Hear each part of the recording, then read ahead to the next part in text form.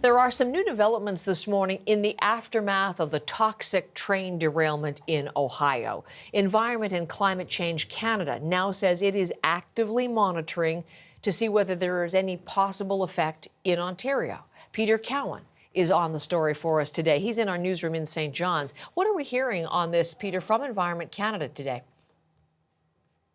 Concerns because this accident is less than 400 kilometers from the Canadian border, and because there were so many toxic chemicals released into the air when this train derailed and then caught fire, the concern was, okay, how much of that ended up in Canada?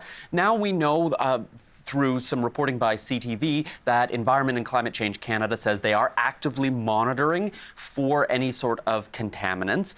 But the big question is, have they arrived? One of the concerns here is vinyl chloride. This is a chemical that's used to make plastics. It's also very carcinogenic, and it's dangerous in large quantities to human health.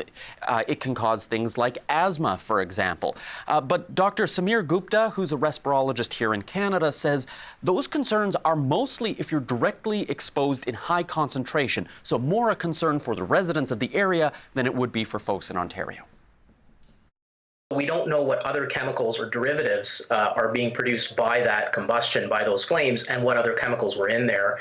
And so there's always a little bit of uncertainty when you have that, because we know what was in there, but do we know what resulted from all of those chemical reactions that are happening now that you're seeing on the screen?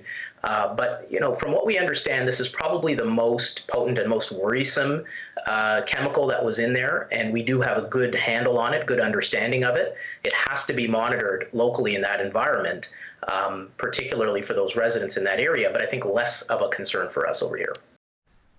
So we do know that monitoring is happening here in Canada, and we'll have to wait to see what Environment and Climate Change Canada does find, Heather. We're also listening to the latest from American officials, Peter, and they were in East Palestine yesterday. They were trying to reassure the people who are very concerned about this and feeling various health effects. What is the latest action they're taking in and around the community?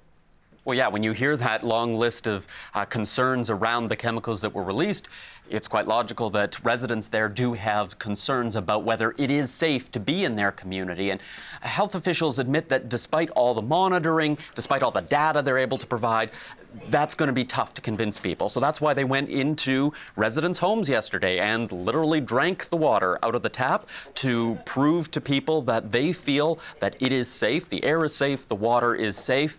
And the other thing that residents are looking for is some accountability over this derailment, how it could happen, and for the company Norfolk Southern. And we heard some pretty strong words from the Pennsylvania governor yesterday. We'll hold accountable Norfolk Southern, the company that made this vigilance necessary.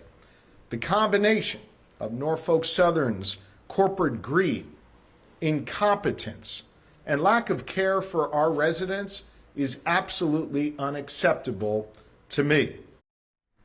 The Environmental Protection Agency is also taking action, cleaning up the site and issuing directives to the company, warning that if it doesn't follow through on all the measures that it requires, it can in fact put big fines and force them to pay 3 times the cleanup costs. The other thing that's happening with this is the file is being sent to prosecutors at the state level to see whether or not any crimes were committed, so it's possible there may be criminal charges out of this as well.